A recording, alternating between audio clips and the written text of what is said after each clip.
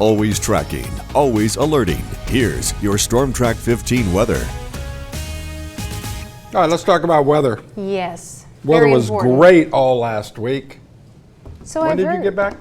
I got back on Saturday. You know, that's about when the weather just took a deep dive. That's and when it the was yard just- started to Yeah, brown because we had over. rain every Don't- day all last week. Don't let Scott lie to you, Alex. It's been like that for a while. I have It heard, wasn't- and it continues, Adam. It is so hot. Yeah. It is. What can we expect for the day ahead here? Well, on Saturday, we broke our all-time August high. The old record was 104. We hit 105.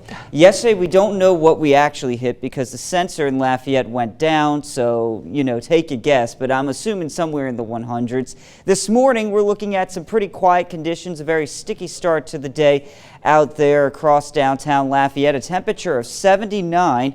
Dew point of 77. Now this breeze that we have out there right now, it's very light, around 5 miles an hour. That's going to be on the increase today because of this. I know it's kind of hard to see, but out over the Gulf of Mexico there is a big swirl, and this is the tropical wave that we've been talking about for the past week that will be moving into the Gulf and could develop. In fact, it's very likely that it develops here later on today, getting the name Harold. Here's how our Futurecast paints this out. By 9 o'clock, it already shows a well-defined system down here south of the coast. Now, this is so far south that there's not going to be too many impacts beyond some gustier winds and maybe some coastal showers. You can see that there. But watch as this really starts to spin up here into the evening hours today and then into tomorrow morning. A well-defined circulation, and with the Gulf waters being so strong, you know, some crazy things can happen. We could see this really ramp up right before it gets to land, but because it's moving fast, that's not expected. Again, however, with the Gulf waters being so warm, we'll have to keep a close watch on that for our friends over towards Corpus Christi, Brownsville, Texas. For us, though, the heat is the big story, and thankfully we have that heat because it's due to a big high pressure to our north that's guiding this system to the west. 70% chance of development. That was as of 8 p.m., 2 a.m. actually. But as we go into the later time frame here, we'll get a new update at 8 o'clock this morning.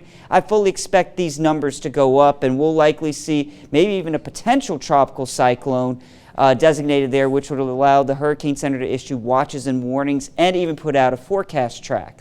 Today, though, that system is going to be enhancing our winds, and we have a fire weather warning, or what they call a red flag warning, for these areas shaded in pink, which means increased risk of rapidly spreading wildfires across the region. And this is why.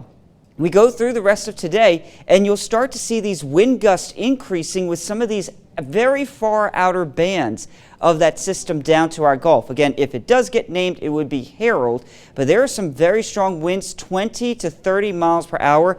Any fire that starts across Acadiana would spread pretty fast. So for today, mid-90s there by midday, upper 90s by 1 o'clock. This afternoon, we're going to be right up against 100. Some spotty showers and storms on that fringe outer band that moves on through. If that happens, 1 to 5 p.m., the likeliest time for your rain chances today. Afterwards, this heat builds. The all-time record for Lafayette, 107.